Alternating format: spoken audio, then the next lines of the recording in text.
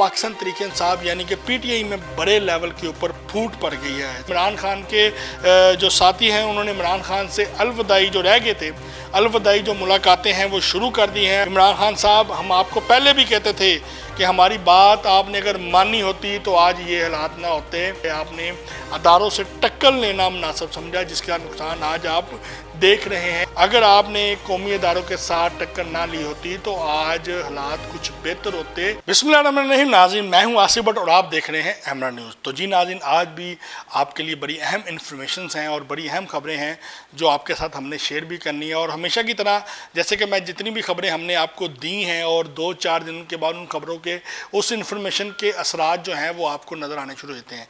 Basically हमारा काम जो है वो खबर देना है और हम आपको हमेशा इन्फॉर्मेशन के मुताबिक खबर देते हैं। हमारी ख्वाहिशात नहीं होती, उसमें खबर होती है, इन्फॉर्मेशन होती है।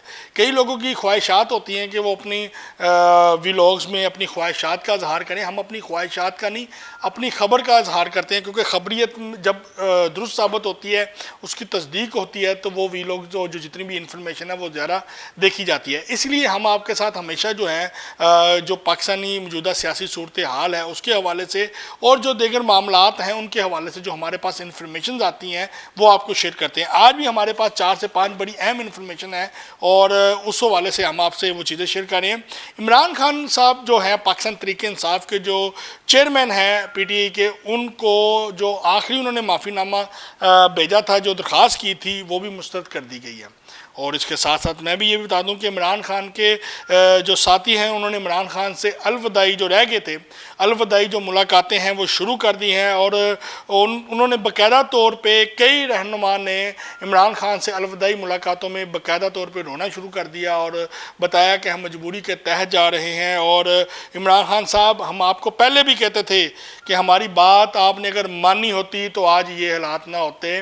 आपने अपने इर्द गिर्द ऐसे लोगों को रखा हुआ था जो आपको कौमी अदारों से और मुख्तलिफ लोगों से, मुख्तलिफ पार्टियों से लड़ा रहे थे। बजाय इस मुल्क के हालात बेहतर करते, इस मुल्क को अच्छे ट्रैक के ऊपर लेके जाते, आपने इंतकामी कार्रवाइयों के ऊपर यकीन रखा और बजाय अपनी हुकूमत को बेहतर करने के, अवाम को रिलीफ देने की बजाय आपने अदारों से टक्कर लेना मुनासिब समझा, जिसका नुकसान आज आप देख रहे हैं कि हम भी मजबूर हो चुके हुए हैं आपका साथ छोड़ने पर।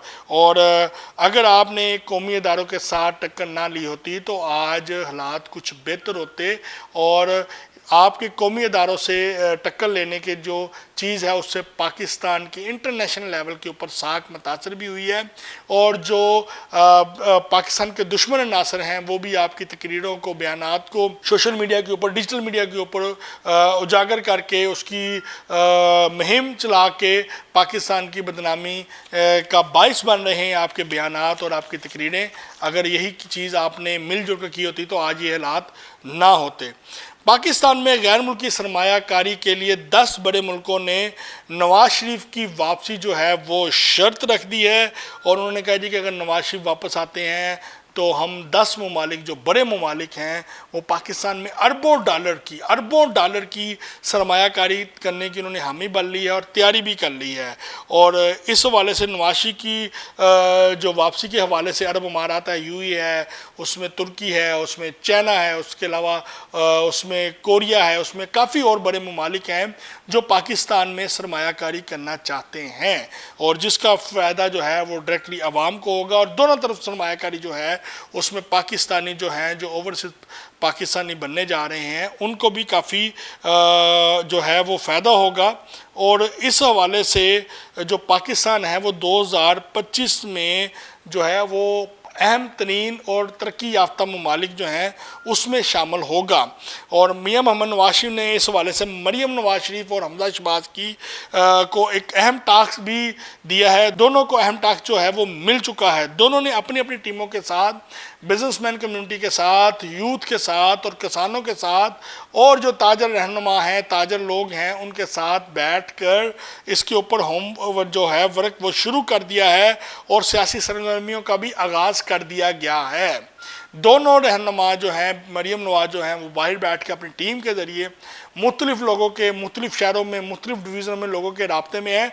जबकि हमजा शहबाज ने अपने अपने जो टीमों में रहनुमा हैं, उनकी जो करीबी साथी हैं, उनको टास्क दे दिए हैं کہ وہ مختلف جگہوں کے اوپر مختلف شہروں میں جا کے اپنی ٹیموں کو ایکٹیو کر دیں، متحرک کر دیں۔ اب آتے ہیں جی پاکستان تحریک انصاف کی طرف۔ تو پاکستان تحریک انصاف یعنی کہ پی ٹی آئی میں بڑے لیول کے اوپر پھوٹ پڑ گئی ہے۔ صاحب کا جو رہنما تھے پاکستان تحریک انصاف کے، جو وزیر اعلیٰ بھی رہ چکے ہیں KP کے پرویز خٹک، محمود خان، اور جو صوبائی وزیر اور وفاقی وزیر کے عہدے پہ بھی رہ چکے ہیں فیضل حسن چوہان، فواد چودھری، فردوس عاشق اعوان سمیت پی ٹی آئی کے چند اہم ترین رہنما جو چند روز قبل تک پاکستان تحریک انصاف کے ترجمان بھی تھے اور حمایتی بھی تھے، انہوں نے باقاعدہ طور پہ عمران خان کا، اور عمران خان نے ان کا پوسٹ مارٹم شروع کر دیا ہے۔ ایک دوسرے کے اوپر بڑے بڑے الزامات لگائے جا رہے ہیں، پارٹی میں غداری کے الزامات لگائے جا رہے ہیں، عمران خان کو ذمہ دار قرار دیا جا رہا ہے۔ اور آخر کیا وجہ ہے کہ پاکستان تحریک انصاف میں ہی غداری ہو رہی ہے؟ ہمیشہ ادھر ادھر سے پکڑ کے لائے گئے پاکستان تحریک انصاف کے رہنماؤں کو پارٹی چھوڑ کے جانا ہوتا ہے، پھر وہ عمران خان کے اوپر الزام لگاتے ہیں، عمران خان ان کے اوپر الزام لگاتے ہیں۔ ایسی کیا گیم ہے، کیا ثبوت ہیں پارٹی رہنماؤں کے پاس جس کی وجہ سے عمران خان کنفیوز بھی ہیں، اور عمران خان فوری طور پہ ان کی جو عرصہ دراز کی پارٹی کی خدمات ہوتی ہے اس کو نظر انداز کر کے ان کے اوپر غداری کا، پیسے لینے کا، کرپشن کے الزامات لگا کے اپنی جان چھڑانے کی کوشش کرتے ہیں، تاکہ ان کی طرف سے جو الزامات لگیں لوگ یہ سمجھیں کہ یہ پارٹی چھوڑ کے گئے ہیں اور اب عمران خان کے اوپر الزام لگا رہے ہیں۔ پہلے ان کو آپس میں یہ خیال کیوں نہیں آیا؟ تو بھائی پہلے ان کے آپس میں پارٹنرشپ ہوتی تھی، لین دین ہوتا تھا، سمجھتے تو اسی گئے تو لین دین دے وچ عمران خان صاحب تو دونوں آپس میں مل کے کام کرتے سن، اس لیے وہ جو پاکستان تحریک انصاف چ سن تے وہ ایماندار سن، ہوں وہ چھڈ کے گئے نے تے غدار نے تے کرپٹ نے۔ اگوں تسی سمجھدار ہو اور سمجھدار ہی آگے آتے ہیں۔ حکومت پاکستان نے کسانوں اور یوتھ یعنی کہ نوجوان نسل کو ریلیف دینے کے لیے ہنگامی بنیادوں کے اوپر کام شروع کر دیا ہے، جس میں تقریباً 2 کروڑ پاکستانی جو ہیں وہ 3 ماہ میں فائدہ اٹھائیں گے، جس میں بہت بڑی تعداد جو ہے وہ نوجوان نسل کی ہے، اور دوسرے نمبر پہ جو لوگ ہیں وہ کسان لوگ جو ہیں وہ ہیں ہمارے جو کسان ہیں جو ایگریکلچر کے اوپر کام کر رہے ہیں اور زرعی رقبے کے اوپر کاشتکاری کر رہے ہیں، ان کو اچھی سبسڈی دینے کا فیصلہ کیا گیا حکومت پاکستان کی طرف سے۔ اب تک حکومت پاکستان کی طرف سے جتنے بھی دور آئے ہیں نوجوان نسل اور کسانوں کو پاکستان کا سب سے بڑا جو ریلیف ہے وہ اب ملنے لگا ہے، جس میں نوجوان نسل کو روزگار اور سرکاری نوکریوں کے ساتھ ساتھ ایگریکلچر لینڈ کی الاٹمنٹ ہوگی، جہاں پہ وہ ایگریکلچر کے اوپر پروجیکٹس لگا سکتے ہیں، اور اس کو ڈائریکٹلی جو ہے کسانوں کو بھی سبسڈی دی جائے گی مشینری کی مد میں، اور ان کو جو آسان جو قرضے ہیں اس کی مد میں۔